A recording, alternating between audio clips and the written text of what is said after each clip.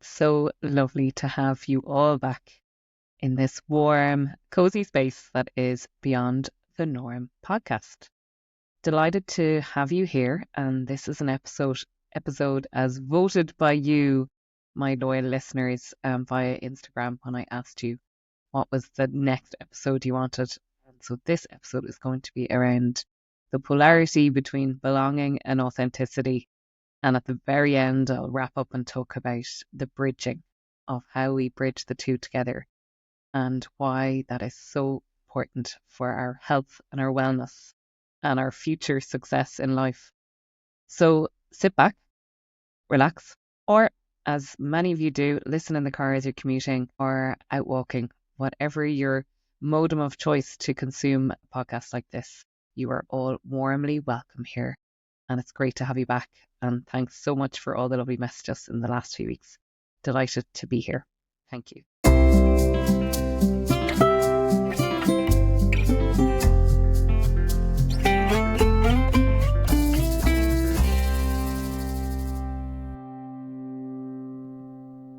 So this episode is all going to be around belonging and authenticity. And it's a topic that comes up again and again for me in both my clients, both myself, my own story, and throughout my life. And it's something that really, I suppose, impacts every single one of us. Both belonging and authenticity are these two things that are not tangible, but yet when we don't have either of them, we really feel it. And although we could sail through our life not thinking about them and have both a great life or equally shit life, whatever way you want to, and no life is as black and white as what I've just described it as, but you get what I'm saying, and not even know about belonging and authenticity. When you think of our ancestors and forefathers, do you think they had time to reflect on it? No, but we are in 2024 and we have the luxury. And as a Western society, for many listeners that are in Ireland or America, Netherlands, Germany, where many of you listen in, we do live in a society that allows us to reflect on these deeper topics that really matter to us. So allow yourself to indulge yourself in these moments, that these are really a safe place for you to really reflect.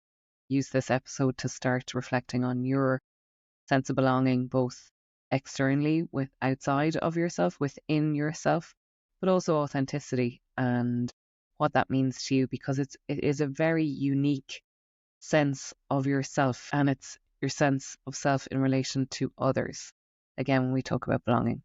So I'm going to take you through initially belonging, authenticity, why they're important in my own life, and I'll give you context for and a little bit about why it's so important to really now at this stage in your life where authenticity, if you're listening to this, you're starting to consider where you've had to sacrifice parts of yourself in order to belong, and how that is becoming something that's rather uncomfortable or not nice anymore. And what would it be like to really step into your true authenticity? So I'll take you through three kind of core parts in that: belonging, authenticity, and then the kind of two people that I look to in terms of their stance on both of those things. And then part three is that idea of bridging the two together, because when we exist in these polarities, it really is really unpleasant. And ultimately what we want to do is bring the two together for our own self and for our own wellness, as I said. So getting right into it, belonging. So what is that idea of belonging? And again, reflecting on it for myself, and I won't go with the textbook. I'm not an educator of these two topics. I am sharing my experience, and I will give that caveat. And I'm also giving the caveat, the part that I am trained in is the systemic lens. So I'm going to give you what it means, why belonging is so important as a systemic coach, and what I see in my practice, and what I have encountered in the last few years whilst doing this work for myself, but also with others. So belonging is that idea of feeling safe to a point because you don't know any better. Think of yourself as a baby when you're born into a family and you cry to be fed and changed and cared for, and very quickly you start to learn, even very subconsciously as a child, so you don't have conscious awareness yet, that it's important for you to have a role in your family. So a true sense of belonging would be feeling safe and feeling connected. You are somebody in relation to somebody else. So that you could be a brother, a sister, a daughter, son, an aunt, an uncle, niece, a nephew, a grandchild, a colleague now. And you think as the older you got, you had school friends. So you were belonging in relation to a group, whether that group was your family, a sporting team, whether you were a fan. I think of even in Ireland, something like the Gaelic Athletic Association, the GAA. For those that are international that listen to this podcast, in Ireland we talk a lot about the GAA, the Gaelic Athletic Association, and your local club, your county, your country, your religion, if you have a religion or you have a faith, those groups, that sense of belonging that you have in all of those groups are what I would refer to as systems. And the very first system where technically, by right, in the natural order of things, you would have a sense of belonging in your family. That isn't always the case, right? Giving the caveat, everything is uniquely so. But think of you while you reflect on this. Start reflecting on who are you in relation to your family, because that's your first system, and that's that first sense of belonging. My context, it's really, really different. This is not something I had any acute awareness of until I started working in this area and attending to my own sense of belonging later in life. I always felt a little bit different in my family. I never fitted in the stereotype. And that is not to say that my family are bad or there is anything traumatic in my family. I always, from the get-go, always felt a little bit different in my family. And that is my primary direct family I talk about. And even now in a wider context, my father was one of 12, my mother is one of 7. I have 70 first cousins. It's part of my fun facts. And even our family I felt our family was different to what the rest of our cousins were. Added to the fact children are really cruel, and my brother used to tell me that I was adopted. And there was so many times in my life that I actually tried to find out, was that true? It absolutely wasn't. But there was times that I wanted to believe him because it would explain why I felt so different. But I don't know what was the experience of my brother. Maybe he felt different. And do we all feel uniquely different in our families? I suppose the fact that we were a small family in relation to our cousins who had loads of siblings and kids in their families, we were a family of 2. So, because my mum had lost 3 babies afterwards, I think she poignantly felt that she wasn't like her sisters who had more children. And there was that idea of who are we, but also from an early age, our family, we were, in Ireland, it's considered a blow-in where you move to a place that you're not from. Even though my father was from Limerick, my mum was from Kilkenny in the centre of Ireland, we were living in a place that none of our family of origin were from. So I always felt our family made a really big effort to belong. And that's something that has stayed with me in terms of a seduction to belong. So when I started in school, again, I was really young. I was only 4. And I really, really struggled to belong in those early years because I was so young and I was actually quite little. I have grown other ways with weights. And I'm being facetious of myself. And I know, very Irish, but certainly that idea of the blow-in and being different definitely would have, even as it came to the teenage years, not wanting to do business like everybody else in my family. So my mother was stockbroking, my dad was a sales manager, and my brother was already studying business. And that idea, and I was so lucky, right? As a second child, we get a bit more lax kind of, I suppose, view on what we wanted to study. And I definitely didn't want business. So my brother just really, really miserable in his studies and has since gone on and been absolutely amazing at business. But I just knew, oh my God, I'm just going to pick something I really enjoy. And I really had that sense of self of, I loved French and all I wanted to do was French. And anything else that got to, support me doing French, that was all I wanted to do. But there was certainly that, like, oh, what are you going to do? So it was always felt at kitchen table, dinner discussions, that I was different. Not quite black sheep energy, but definitely the start of that kind of rebellion energy. My mum used to say when I was a toddler, if my brother was told not to touch the television, the eldest child, of course, would sit down and say, absolutely, I won't touch the television. Whereas if I was told not to touch the television, that's the first thing I'd absolutely do. That's very much second child energy, right? So again, start reflecting on you. Where are you in relation to where you come in your family? Are you the eldest, the second child, third, fourth, fifth, sixth, seventh? Where do you fit in? And bear in mind, if there has been a miscarriage or a child that has died, you're not always the right order. So I'm actually the second of 5 children. And I always would have considered myself the baby of the family, but the baby of our family was Julie. And that was my youngest sister that was lived for 24 hours and died. So I'm actually a big sister, technically, even though I never got to play that role out in life. Energetically, I am. And that's really important in the work I do on systemic side, on the constellation, family constellation side. So know where you are, and if there was a premature or sudden or tragic death before or after you, where do you truly come? You might have an elder sibling, your mother might have had a miscarriage. If your parents are alive and you have a really healthy relationship with your parents, do find out if there was any babies before you, because that's really, really, really important. Often we find with the dynamics of families that you take on the representative energy of the child or the victim of the tragedy that didn't get to live. And we often find, who are we then in relation to ourselves? So again, in the spiritual work that I do as well, there can be sometimes a twin that was lost very, very, very early on in the pregnancy. And again, that can misalign. I have been told energetically that I did have a twin at the very start of a pregnancy, but it would left. So I always had that absence of who was I, because there was something else missing. So that is sometimes another feeling that can push us out of our belonging, and really, really question who we are. So that's something that I have carried in my life. And again, a topic why I've really, I suppose, jumped into this topic. And recently I met an anthropologist, and I'm actually going to go and do some studies with her later on in the year. I'm training to become a funeral celebrant. You heard it here first. Yes, I'm training to become a funeral celebrant. And it's with an anthropologist. And just brought it back to me. That was what I actually wanted to study, when the study of people and cultures.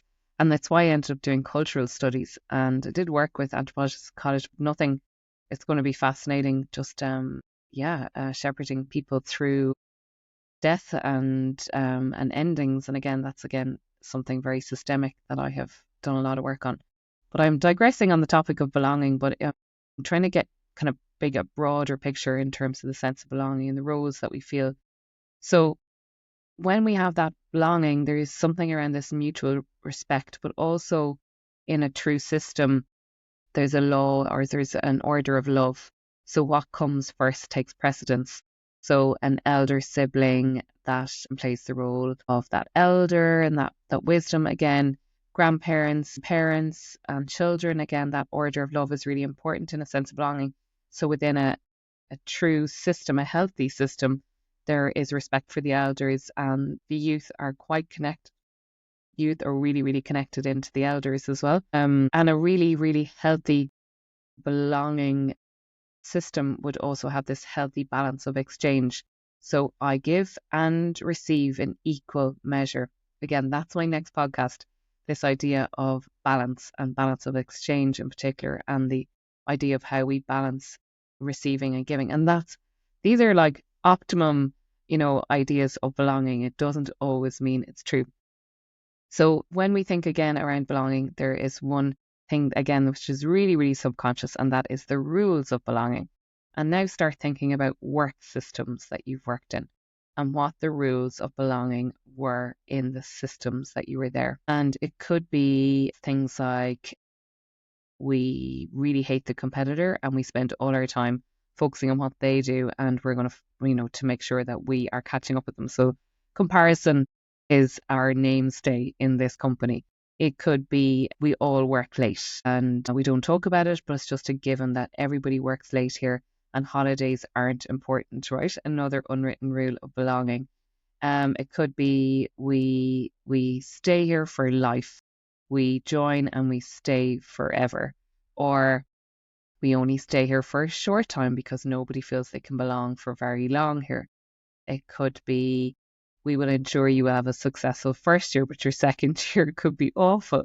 Start reflecting on the rules of belonging. I know one I talked about in the podcast 2 episodes ago was that idea of Nothing else is good enough beyond here. Everything else outside of this organization is not a good job or not a good company.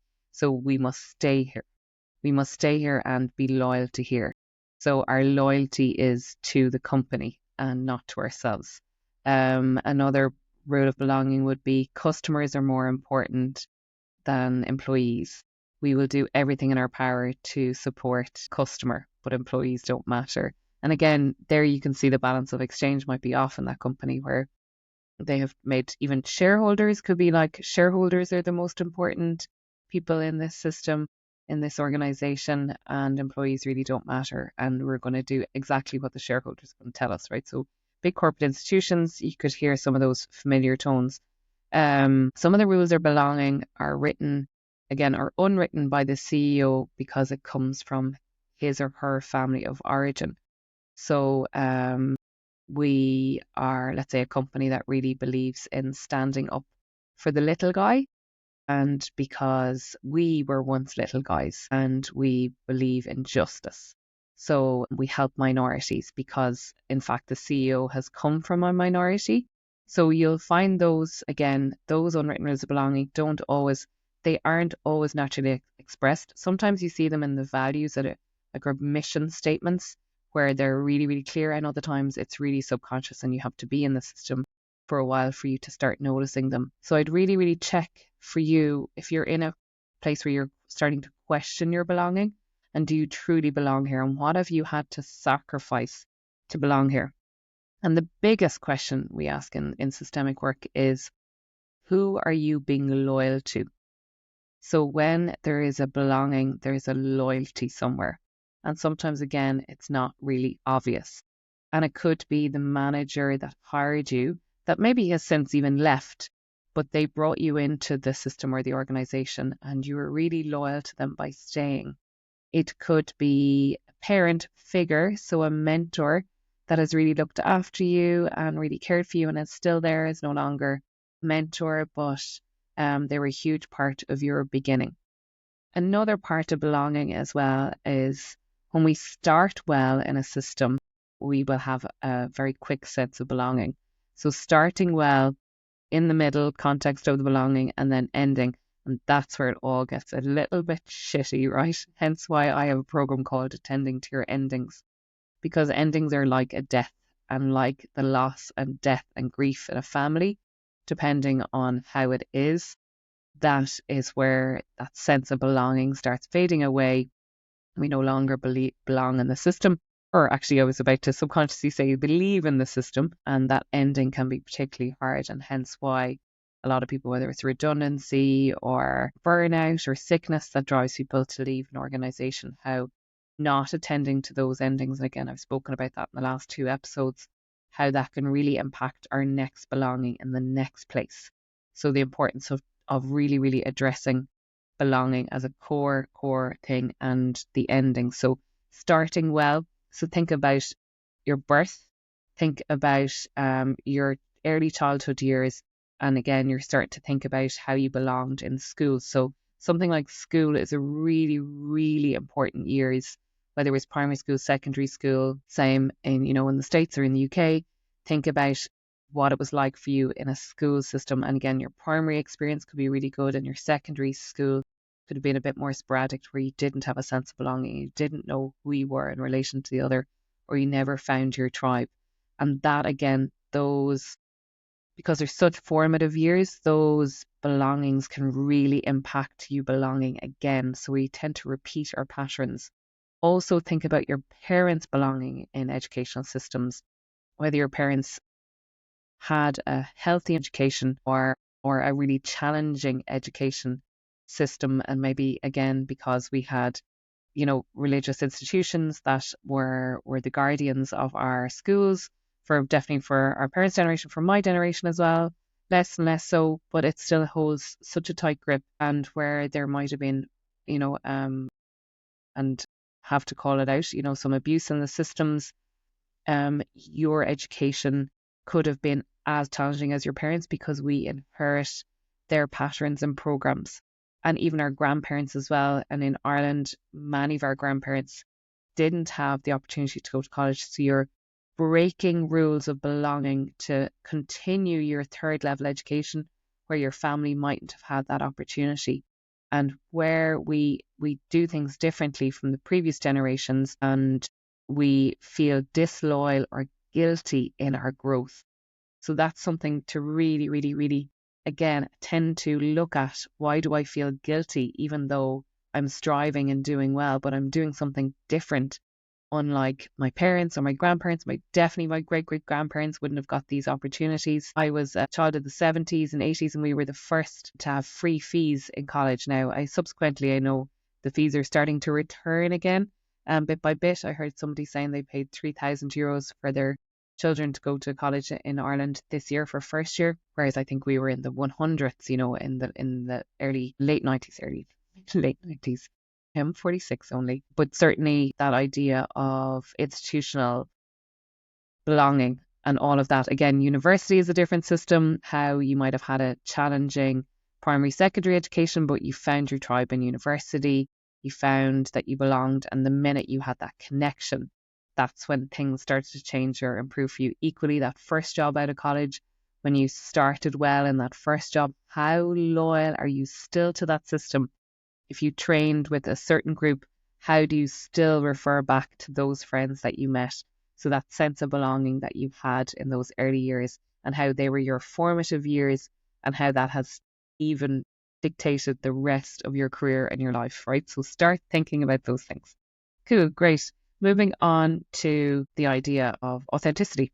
And I'm going to refer a lot to Gabor Mate, who is my really, I suppose, respected wise guru when it comes to all matters around authenticity, and particularly around the authentic self versus the adaptive self. So he talks about the idea of, for us to conform to belong, we will work to our adaptive self mostly in our life. And this is based on experiences of childhood experiences and trauma. And trauma happens to us all. It really is. And it's not because everyone's talking about it. It is actually true. And trauma can come in so many different forms. But that really, really shapes our authentic self versus our adaptive self. So in that, when I was talking about belonging, sometimes you might have thought you belonged, but you were adapting to belong, because without belonging, you wouldn't survive.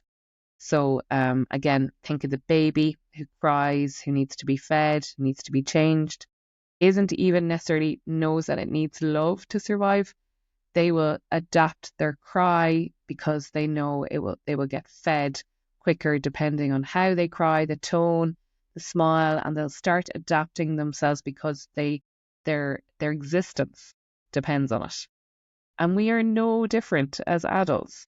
So we will subscribe to the rules of belonging, for as our adaptive self and our authentic self, the dial will be turned down of that, because we need to belong to get our wages, to pay our mortgage, to survive, right? So that's that whole idea. Again, 2 seasons ago, I started talking about the cabin and being in the cabin or the system and looking out into the forest, right? And I totally started to tell you my stories of being in those cabins and longing to get out into the forest. And other points in my life being in the forest, looking in, wanting to get in, right? So being authentic, but not allowed into the system because I was so authentic that I couldn't fit in to the system, right? So, and I talk about myself and I talk about my clients as well. It's often sometimes we're on the fringes. So we're hovering between in, out, and where is that true space that I can really, really, really find to be myself. So it's really important.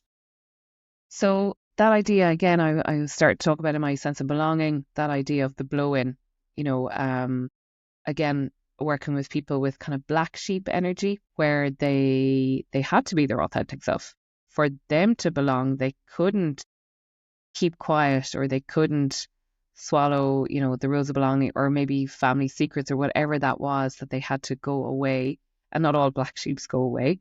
But certainly that energy of rebellion, of maverick, of trailblazer, where they've pushed the rules of belonging to the max and they have to leave the system, and how hard that can be. I'm not 100% a maverick, I would say.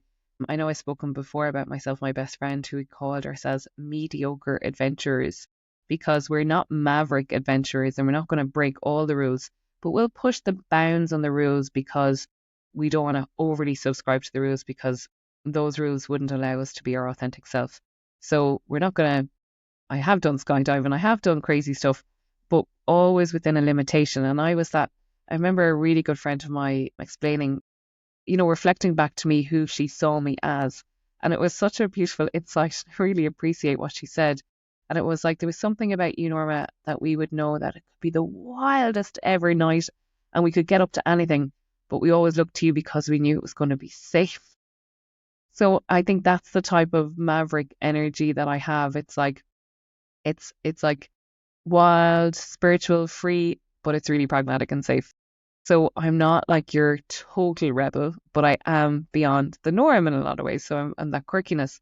So, and that has, I've got to turn the dial up on that now, because I'm starting to learn who my true authentic self is and how important it is for me. But it wasn't always that way in my life. I didn't know who I was. So I was definitely working to the adaptive self, because I felt, because I would see around me, I didn't know any better, had to belong, or else in my mind I would have died. My family wouldn't have accepted me, my schooling wouldn't have accepted me. It's a long 6 years in secondary school if you're not going to fit in. And for me, school was a place that I really, really felt I belonged. I was really fortunate, but I know that's not everyone's experience. So I was that person who I was really seduced to belong. And my seduction was that adaptive self. And again, not to dismiss myself or not to judge myself. These were really, really important parts of my life that I had to. So we would have moved a lot as well. Not only, so we were blow-ins into a village, and we moved again when I was 12. We moved twice in kind of a year. And I went to a new school. I went to basically a hedge school. There was like 120 of us. I think there was something like 13 in my class, and I went from there into a primary school of 60 people, 2 classes of 6 class, and from there into a secondary school that had 120 girls. And again, these are not too dissimilar, right? But I didn't. We no longer have our family home that I grew up in as a child, right? So we moved a lot. As a result, definitely it was those really years where it was harder to move. There was no social media, there was no mobile phones, and I knew wherever the next place, whatever school I went to, I had to be liked. Even in primary school, when we were those blow-ins, I felt I always had to smile, because if I smiled, my nickname was Smiley in primary school, I would have fitted in, and I was that adaptive self. If I smile, they will like me. I will be the good girl, and I'll do what the teacher says. So I never broke the rules in that context. I was never a rebel or a maverick like that. But it came later in life when I started to play with fire a little and be like, okay, I could do a little bit of that, a little bit of this, but I'll still have to be the good girl to really, really survive. And that was me in secondary school. I need to be liked. I need to be the good girl. I was a hockey captain, but I was starting to kind of discover who I was. And there was definitely that wild streak, which apparently my mother had as well in her teenage years. So it's definitely taken her pattern along there. But at the same time, she would have had that good girl energy, do the right thing. So that was really my adaptive self. The one reason why now at my ripe old age of 46, somebody told me last week, you're very young. And I was like, yes, if I was 80, I would probably think 46 is really young. But I'm no longer 30, let's say. So I now think 46 is really old. Everything is relative, right? But true healing and true vibrational energy only comes from when we are our true authentic self. And that's why this is so critical. So when we prioritize our authenticity, that's when things change. So the moment for me where I was allowed and accepted as my true self and my authenticity was welcome, that's when my life definitely started to change. And that was when I stepped into the world of coaching. And it was like, these are my people. They can see me, I can see them. Everything is welcome here. All of us are welcome here. And one thing I'll say where I get surprised every now and again, where my authenticity isn't always well received and I have to adapt or dial it down or decide, actually, no, these are not my tribe, or actually, no, I'm going to work really hard on my authenticity, because denying it will actually be not good for me in the long run. I curse a lot, and although I don't necessarily on these podcasts, even though the odd expletive pops out, that's not for everyone. But I know if I turn that down, I'm not really being my true authentic self. So I really have to play with that a little at the start and say, is it okay? And I would like to think I don't use it on about anybody else. It's an adjective. So it's a traditional, it's Hiberno English. It's just how I communicate. Even when I spoke French, I had an amazing repertoire of cursing when I spoke French. I still speak French, but when I lived in France, I'm saying, and it's just a part of who I am. And, but again, I always know the time and the place, right? Is that my adaptive self or is that my authentic self? I also know respect and where it isn't appropriate. And that's because I might respect, another person's authenticity and not necessarily my own. Again, adaptive self versus authenticity, right? I still have these questions. That's really, really important. The one thing, what happens when we overly index on our adaptive self to belong, we can get emotionally exhausted and we can get emotionally burnt out. So we're trying so hard to be somebody that we're not, that it can't last and we get burnt out. And I would say that definitely in relation to relationships that I've had, where, because I really want the relationship to work, that I am pretending to be somebody I'm not. And that should really, over a period of time, that catches up. And it just, those relationships can't last, whether it's friendship, whether it's an intimate relationship, whether it's a work relationship. It's just it really, really, because you will get emotionally burnt out. And we see that when external members to our family come into our family and we're all very nice, and it's like honeymoon and everyone's been really nice to one another, and that is not fucking reality, right? So have to be careful on those ones, because that's when the issues start arising. And if you're finding you're way more in your adaptive self in a work context and you're there over a long period of time, again, that should catch us up on you. And it really is dangerous. The importance of authenticity. And we talked about energy again in recent podcasts. The more and more you are authentic in yourself and in your heart space, the more you vibrate on a different frequency, and that frequency attracts the right things into your life. And I say right things, right people, right situations, right places. And that is a hard thing to work on, because you are probably having to dial down on the adaptive self, on that self that has had be a people pleaser, to do as you say, to because they were so scared about the belonging. So there's definitely that place that can become lonely, but equally better to be in that place in the short term than being in that adaptive self all the time, and where you get really, really exhausted. So really, really key. And so moving into, I suppose, the other guru he'd hate to be called that. The man has since passed. Bert Hellinger is the man behind Family Constellations, and John Whittington is the man that I trained with, and his cohort of amazing lecturers in systemic coaching. And Bert Hellinger was a German psychologist, and his whole thing is talking about belonging being deeply rooted in our family dynamics. And again, bring it back to the infant child, the baby, and how belonging is everything. Absolutely everything. And I know somebody listening to this, and again, to honor you and what you're carrying around adoption or fostering, and how that has been a shadow or something over your life, where you were born into one family or one parent, and you ended up in another family, and who are you in relation to that family? And perhaps your adoptive parents over-indexed and really, really gave you that sense of belonging, and that they saw you as whole and recognized all of you, and you had a great belonging. And there's different rainbows of all of that too.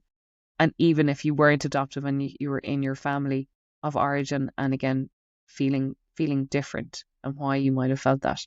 So again, looking at where you come in your family, the orders of love. Are you first, second, third, fourth, fifth, sixth, seventh, eighth, ninth, 10th child? where do you fit, and what was the role you played? So were you the carer? Were you the rescuer? Were you the peacemaker? Were you the black sheep? Were you the rebel? Were you the good girl? Like, what was your role in the family in relation to another sibling, let's say, that might have caused ruckus or difficulty or absent, although they might have been physically there. They were, head in a cloud or a book, or, that whole Irish airy fairy. They were really airy fairy, and I was really practical and down to earth, and I had to make sure everyone was okay. And start thinking of your role, because that is your first lens on your belonging. Again, that idea of feeling on the fringes, the black sheep, family and community, right? So sometimes where we mightn't have had a sense of belonging in our families, our communities really held us. Whether it's like you found sport or found something within your community that really, really had a sense of belonging. I had this moment earlier when I was drafting out this podcast around Hell's Angels, like the people who get involved in Hell's Angels. Again, are they black sheep energy? Even the name, Hell's Angels. Like, start looking at the words of things would be very, very, very obvious what type of characters are drawn into systems that they mightn't have had a sense of belonging in their families, but then they found their tribe of belonging, and the founders and the energy and the association with Hells Angels and Harley Davidson. So the brands they associate with, really, really, really interesting dynamics at play. So one thing, again, in my family, I was talking about earlier around that idea of like a small family, but in a wider family context, and differences. We start to note differences when we don't belong. So we start seeking out differences. So we will always not belong if all we do is seek out differences. But if we want to really, let's say, that adaptive self, will start seeking out sameness. So if you join a club and you see a few people wearing similar clothes to you, again, it could be subconscious, conscious, like, oh, they're like me. So you start to seek out sameness. So you're like, oh, I could work with these people because they look like me. And that's why, this idea of equality in a workplace, because everyone can't look like you or think about you. So, when we have these biases, does it stem originally from belonging? That if everyone looks like us, well, then we'll belong because we'll be just like our families. And we now know that is absolutely bullshit, but that is our nature of the human, is to look for difference or sameness in order to feel safe.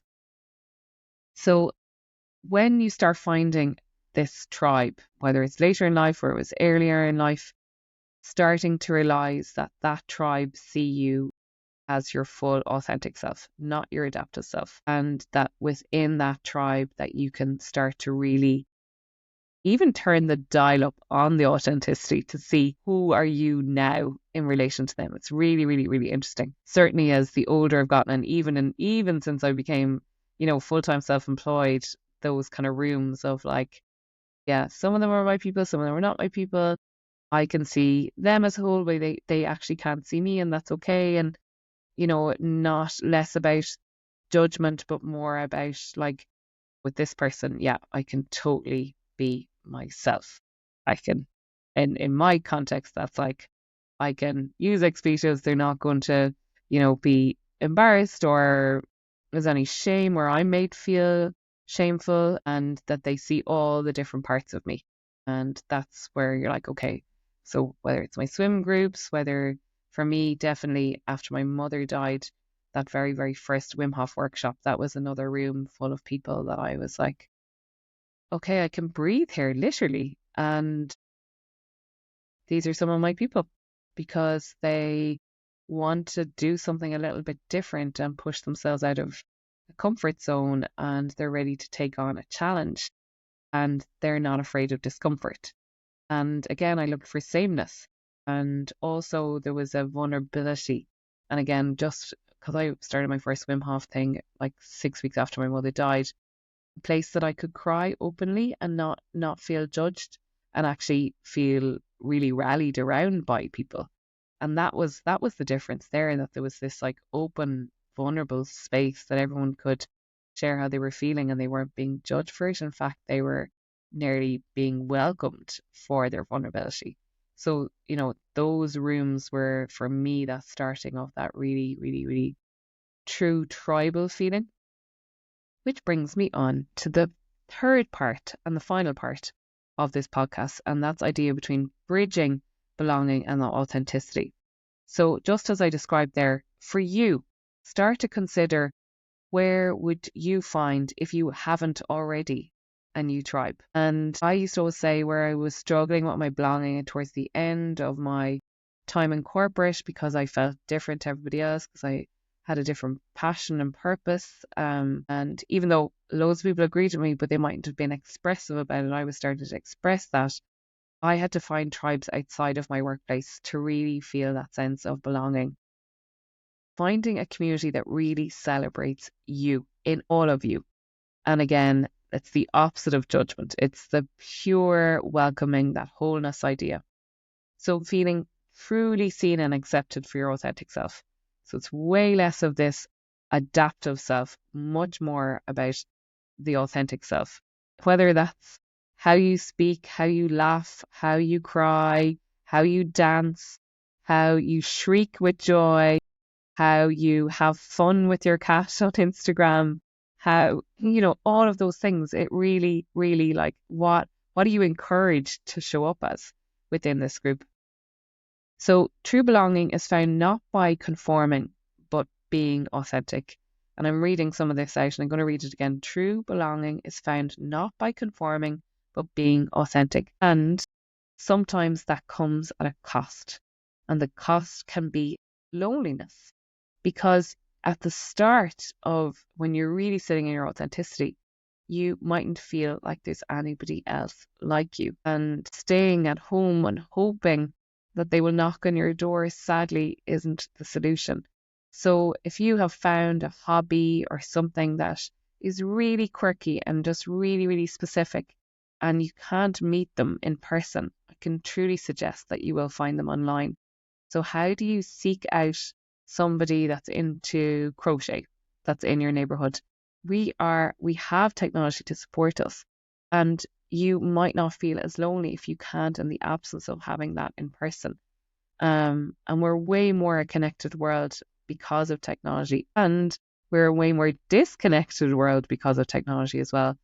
Because maybe in the past you might have had a group of tribal women, but you definitely, in the absence of that, it's really, really finding, and things that I have found useful down to the years, things like Eventbrite, things like Facebook groups, things like, for me, Instagram and my own. I couldn't wait for a community to be created, so I started my own. It's like why I'm doing my retreat in September. I couldn't wait to be invited into groups. I'm just going to create my own group. So if you are sitting on the fence of being really lonely and this feeling of authenticity, why don't you start your own group? In whatever you're experiencing right now and you feel alone, create your own tribe. Don't wait for the tribe to be created. After I've done some talks around childless by circumstance. I had a group of these two amazing women who approached me, and they were starting a group for childless women in their fees who by circumstance couldn't have children. And their first meeting, they only had one other woman, and they were so disappointed. And I was like, but that's how it grows, and keep at it. And also, take advantage of social media, take advantage of different things where you can spread, and traditional media like, leaflets, whether that's in a church setting, wherever you need to find your tribe. It's really, really, really key. So if you haven't found one, create one. Create one for what you think. And when you think of all the niche groups that are out there, those niches are built around authenticity. Like they reverberate authenticity and how important it is. Like for me, there's something, the projector in me. And again, for those who've listened to my human design episode, you know that I'm a projector. And for me, it's often the case of waiting for the invitation. But while I'm waiting for the invitation, I can be creating. And for me, that creation has been, I'm potentially waiting to be invited into bigger groups that I don't always get that work. I'm going to create my own. It's time. It's time. So that idea of creating something yourself. So I'd invite you to have a reflection on where and with whom are you sacrificing your authenticity. Really spend the time when this podcast ends Where are there times that you are really, really, sacrificing who you truly are just to belong? Because that shit catches up on you and you get sick. Because you're connected, but you're not truly connected. And you might be connected out of fear. So connected to an employer where your values are absolutely confronting and you no longer feel a part of that system. This is where burnout, illness, and you're expelled out of the company in different ways if you don't really, really look to that and get some support for that. And whether that's a coach, a psychologist, a counselor, somebody where you feel your authenticity is being compromised. If that is in an intimate relationship, whether that's with an employer, whether that's in with your extended family, you really, really, really, you can't do that on your own. You really can't. So reflect on the implications of you being way more your adapted self than you are your authentic self. It catches up on you and it comes out in the format of disease. So really, really watch that one. So again, reflecting on your family, your communication style, and the dynamics within your family and the roles that you play. And again, adaptive self now versus authentic self in your own family, in your wider family of origin. Think about your ancestors. Have you a history of suicide in your family? Have you a history of black sheep and how that has impacted your family, even if it's 2 generations, 3 generations, 4? My work, we look at 7, and I have 6, 7 generations behind us impact. So there's famine on an Irish context. There is people emigrating. Again, these were akin to deaths and the implications that have for our line and how that has really, really us in the context of being occupied by Britain and how we had to absolutely forego our authenticity, our language, who we were as Irish Celtic individuals, to take on another language that wasn't our own because our adapted self had to survive. So belonging is so interconnected with survival. So where we've had to compromise on our authenticity to be adaptive self because without it meant death. And we are harboring some of that traumatic genes within us that is a pattern that we would see that we are really, really adapting in places that we don't belong in because our ancestors are like, well, if you don't, you're going to get killed, be like us. So remember, you're harboring on all of that. There's constellations that you can do to really attend to that. And if you want to work with me or a systemic coach on that, that's definitely something to look at if you're struggling in the systems that you're in right now around your authenticity. One thing, and my kind of final kind of summary on this, is you're not alone. You're not alone in this journey of self-discovery around belonging and authenticity. This is something that is, again, we are in the wrong kind of privilege, but a place where you are now starting to reflect on it and starting to really look at the importance of your authentic self. But you're not alone. In this amazing, beautiful world, there are people here to support you, to love you. And the more and more you double down, a real American expression, double down on your authenticity, the better it's going to be for you. And the people that you're going to find along the way are going to be really important for you because they see you as whole, and allowing that to happen. And sadly, if that means letting go and surrendering to things that no longer serve you, there is that feeling of guilt and loss of innocence in that growth. Again, you don't need to do that on your own. And that can be hard and it can be a lonely place. But let me tell you, and I'm probably 12, 13 years into this journey. I started all those years ago. And I feel like saying it with the curse, it's a fucking way better place to be your authentic self. And it's certainly a place that I am really lucky that I have found. And although there are times, especially when it comes to family, that, it is uncomfortable to be your authentic self, in the long run, it's really worth it. And I am very, very, very lucky that I feel very loved by my family. I always want to say that. And that it's now I know that I have to continue on the path of my authentic self, that I'm in too deep now. The water is at my chest level, and I just had to keep going and swimming and riding the waves within that, because that is me stepping into my true self and my true identity. and it's a place that I love being mostly. And yes, there are lonely days and days that challenge me, but I'd rather be here than in systems that I didn't belong in anymore. So I'll wrap it up on that, and I will thank you all in the roundup.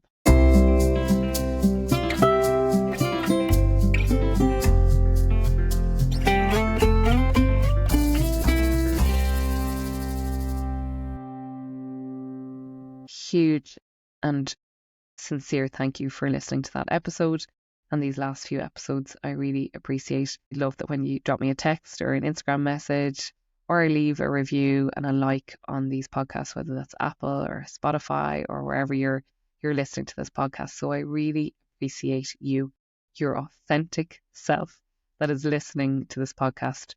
Just a reminder, I have my retreat coming up on the 29th of September in County Kildare. It is now live on all my channels, whether that's LinkedIn, on Instagram, on Facebook, on Threads, you name it, it is there. So have a check out. 29th of September in County Kildare. It's from 10:30 until 2:30, and it's all about restoring and nourishing and resourcing yourself for autumn and winter. I have the most fabulous group of people that are coming. Totally my tribe, totally see me as my authentic self, and I'm just so excited to have them. So there are, as of today, which is what date is it, Norma? It is the 8th of September. There are 5 spaces left. So if you're listening this week commencing the 9th of September, there are 5 places left, and I would so love to have you. If you can't find the details, drop me a DM through normaokelly@gmail.com.